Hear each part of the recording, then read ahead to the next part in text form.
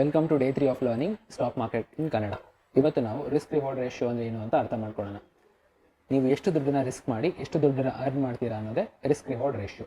ಇದನ್ನು ನಾವು ಒಂದು ಸ್ಟಾಕ್ನ ಎಕ್ಸಾಂಪಲ್ ಜೊತೆಗೆ ಅರ್ಥ ಮಾಡ್ಕೊಳ್ಳೋಣ. ಫಾರ್ ಎಕ್ಸಾಂಪಲ್, ನೀವು 100 ರುಪೀಸ್ಗೆ ಒಂದು ಸ್ಟಾಕ್ನ ಬೈ ಮಾಡ್ತೀರಾ ಅಂತ ಇಟ್ಕೊಳ್ಳಿ. ಅದು ನಿಮ್ಮ ಎಂಟ್ರಿ ಪ್ರೈಸ್. ಹಾಗೆ ನೀವು 90 ರುಪೀಸ್ ಸ್ಟಾಪ್ ಲಾಸ್ನ ಸೆಟ್ ಮಾಡ್ತೀರಾ, 110 ರುಪೀಸ್ ಟಾರ್ಗೆಟ್ನ ಸೆಟ್ ಮಾಡ್ತೀರಾ. ಸೊ ಆಗ ನೀವು ಇಲ್ಲಿ 10 ರುಪೀಸ್ನ ರಿಸ್ಕ್ ಮಾಡಿ 10 ರುಪೀಸ್ನ ಅರ್ನ್ ಮಾಡ್ತಾ ಇದ್ದೀರಾ. ಸೊ ಇದು ಬಂದು 1:1 ರಿಸ್ಕ್ ರಿವಾರ್ಡ್ ರೇಷಿಯೋ ಇರೋ ಟ್ರೇಡ್ ಸೆಟಪ್.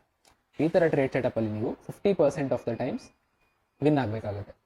ಅದೇ ನೀವು 90 rupees stop loss, 120 rupees target ಇದ್ದರೆ 1:2 ನಿಮ್ಮ ರಿಸ್ಕ್ ರಿವಾರ್ಡ್ ರೇಷಿಯೋ ಆಗಿರುತ್ತೆ. ಇಲ್ಲಿ ನೀವು ಕೇವಲ 40% ಆಫ್ ದ ಟ್ರೇಡ್ಸಲ್ಲಿ ಕರೆಕ್ಟ್ ಆಗಿದ್ರು ಕೂಡ ನೀವು ಬ್ರೇಕ್ ಇವನ್ ಅಥವಾ ಪ್ರಾಫಿಟಬಲ್ ಆಗ್ತೀರಾ.